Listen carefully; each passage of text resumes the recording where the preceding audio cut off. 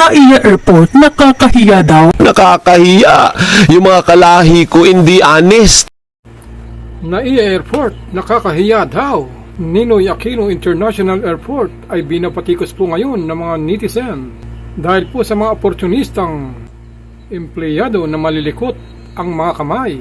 Ayon sa mga komento ng mga netizen, nakakahiya ang airport dito sa Pilipinas. Nakaniporme pa ang mga magnanakaw, mga patay gutom, mga makakapalang mukha. Mabuti pa ang Cebu Airport kaysa sa NAIA.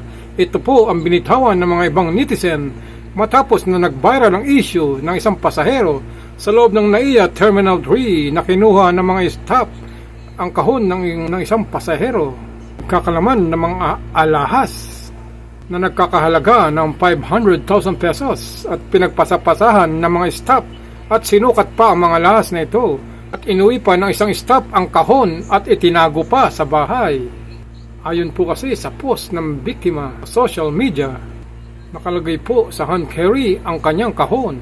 Pero pagdating niya sa Singapore, doon niya nalaman at napansin na nawala po ang kahon sa kanyang hand carry. Kaya po mga kabayan sa mga uwi at aalis ng Pilipinas, bantayan niyo po ng maigi ang inyong mga gamit. Lalo na po kung meron po tayong mga dalang mga mahalagang bagay katulad ng mga alahas. Dahil po may mga empleyado pala talagang malilikot ang kamay sa NAIA Airport. At mga sinungaling pa ito. Kaya't nadadamay po ang mga empleyadong matitino na nagtatrabaho sa loob po ng NAIA.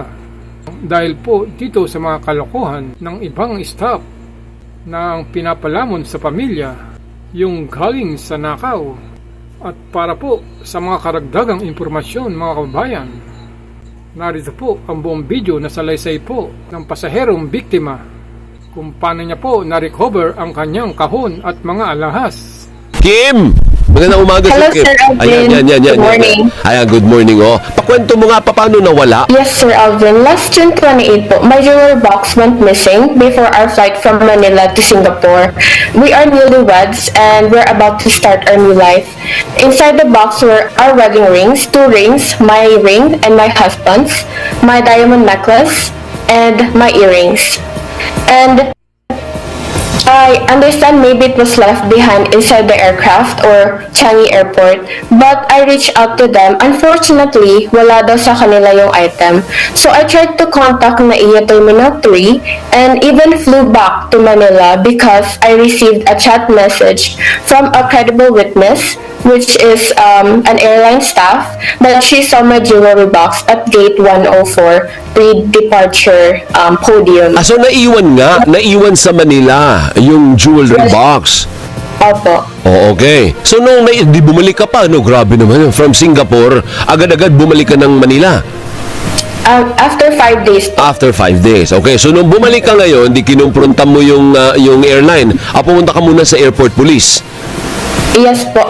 First po, pumunta ako sa PNP and then airport police. Okay, tapos di kinumpronta mo yung ano ba airline itong sinakyan mo? Cebu Pacific po. Cebu Pacific. So okay, so kinausap mo yung taga Cebu Pacific. Anong sabi? And she confirmed naman po that she saw my jewelry box. Sino yung she? A staff po ng Cebu Pacific. So in-accommodate ka naman. Maayos naman nakipag-usap yung mga taga Cebu Pacific. Yes po, they were very cooperative. Very good, very good. So tapos, anong nangyari? And then, yes sir, this is the lead. Nagkaroon po kami ng lead sa investigation. And then this is where we backtrack for 3 full days. We backtrack the CCTV noong June 24 to 12 p.m.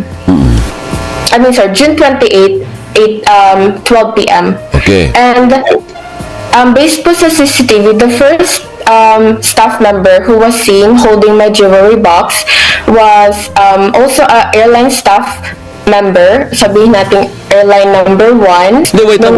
Wait, nalito ako, sorry. Bakit airline number 1? Ibig sabihin, hindi na ito Cebu Pacific, ibang airline naman. Ibang airline po, yes sir. Bakit napunta sa kanya? Akala ko sa Cebu Pacific ka sumakay. So ibig sabihin, parang pinagpasapasahan. Yes sir, that's exactly what happened. Pinagpasapasahan nila yung jewelry box. Pero may jewelry pa, hindi na lang box ang naiwan. May jewelry pa naman sa loob.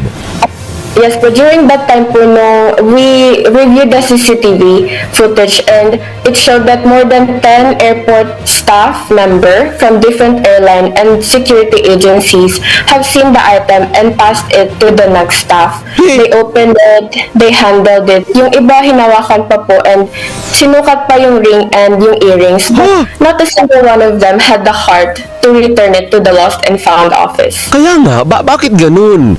At saka bakit pinagpasapasahan? Pero kung may intensyon naman, Kimberly, na dekwatin o nakawin, o di na nila ipasa-pasa yun. Yes po. This is also very sad and heartbreaking for me because this is valuable items, our wedding rings, but instead it was passed around, it was stolen, it was neglected, like they mean nothing. So yung issue mo, Kimberly, yung issue mo ay hindi naman pagnanakaw, ibig sabihin nabalik naman sa'yo lahat ng jewelry mo. Yes po, after the APD recovered it, but Yun. ninakaw po talaga nila. Ayun. So, ibig sabihin po, lahat ng jewelry ni Kimberly, nabalik sa kanya yung dalawang singsing, yung diamond necklace, ano yung isa? Earrings po. Earrings. So, nabalik lahat. Kaya lang, ang reklamo ni Kimberly, nakita kayo sa CCTV na pinagpasapasahan ninyo and yet, wala ni isa sa inyo ang nagbalik nito sa lost and found. Tama ba ang pagkakaintindi ko? Yan ang issue mo. Yes, sir. So, ano ang gusto mo mangyari ngayon, Kimberly? And for now po, because I spent a lot of time sa airport police and surveillance, and I really hope that this will not happen again. I urge the airport, the new NAIA department, that they will reinforce their protocol from the smallest roles to the highest officers, that this may not happen again in the future, because this isn't just about my stolen jewelry, it's about every traveler who deserves safety. I really feel for all the Filipinos who are traveling palabas man o pabalik ng bansa, traveling to NAIA Airport, because we all deserve to feel safe, tayo or yung mga gamit natin. Tama yun. Sa totoo lang, tama po yun. Sa ibang airport, although hindi naman lahat ng airport, kasi marami din magnanakaw sa ibang airport, sa ibang airport, ang pag may nakita ka na hindi sa'yo, kung honest ka, ang next na move is to turn it over sa lost and found kasi hindi nga sa'yo eh. Tama? Yes, sir. Oh. Anong tulong naman sa'yo ng mga taga-airport, taga-NAIA? Kasi may bago tayong operator ng NAIA, private na yung nag-ooperate na ngayon, although nandyan pa rin yung mga taga-MIAA. Ano naman yung tulong? Ang tumulong kasi sa'yo kamo, airport police, di ba? Iba yun. PNP yun, Yes, di ba? Anong ginawa ng mga taga-NAIA? Tinulungan ka ba? Yes, sir. They gave us smooth access to all the staff involved so that we can interview them, and also they escalated this concern so that it will be resolved safely. Oh, may AirTag daw ba yung jewelry box mo? Nilagyan mo ng AirTag? No po, wala po siyang AirTag nung nawala. Upon retrieval, nilagyan ko na po siya ng AirTag. After na. After, kumbaga natuto na si Kimberly, nilagyan niya ng AirTag. Pero paano yung sinasabi mo inuwi ng staff? Paano mo nalaman na inuwi ng staff yung ano bang inuwi niya? Yung sing-sing o yung earrings? Inuwi niya po is yung jewelry box mismo, and nandun yung diamond necklace na nakatago. But she said po na she didn't know that it has valuables inside, kasi yung gusto niya lang po is yung jewelry box kasi nagustuhan niya daw. So she took it home, but initially po sa report niya is sa business statement, it was in the vault the whole time nung first time niya nakita yung box. And then she changed her statement po during July 13. The truth is inuwi niya talaga, and then pinaangkas niya back to the airport from her residence. And then she secretly placed it back to the airline's vault when the APD was trying to recover the item. Oh, Then ay, she just covered up, saying that it was there the whole time. hindi, pero dapat kung ikaw ay nakakita ng ganyan, ang dapat mo unang ginawa, i-turn over mo sa lost and found. Ba't mo inuwi? Diba? Ay, taga saan ba itong babae ba ito? Yes, sir. Oh, ano to? Ito yung sa janitorial ba ito o sa airline? Airline staff member, sir. Airline staff member ng Cebu Pacific na ito. Kasi kanina may iba ka pang binanggit eh. Ito ngayon, taga Cebu Pac. No, different airline Oh, staff. different airline pa. Sabi siyo, may ibang airline na involve eh. At saka pinagpasapasahan po nila. At saka yung wedding rings, paano yung kwento mo, Kimberly, na may nag-message pa sa'yo na yan ay nakaipit o nakatape ikamo sa isang sulok ng naiya? Paano yun? Yes po. I received anonymous text message that my ring was placed under the table no gate 104 podium kung saan nagsimula tong search namin. And nilagay niya daw po doon, but nagsorry naman siya through text, and that he or she learned her lesson. This anonymous sender is still yet to be identified. Grabe So, paano niya nalaman yung number mo?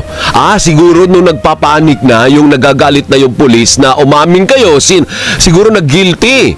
Kaya nalaman niya yung number mo. Yes, sir. I actually gave all my number to all the personnel nung nasa one room lahat ng involved, because I gave them within 24 hours. If they don't return the 2 rings, I will press charges against all of them, their airlines, and their agencies. And I will see them again in court, not with police, but with my lawyer and in the court. Nakakahiya po.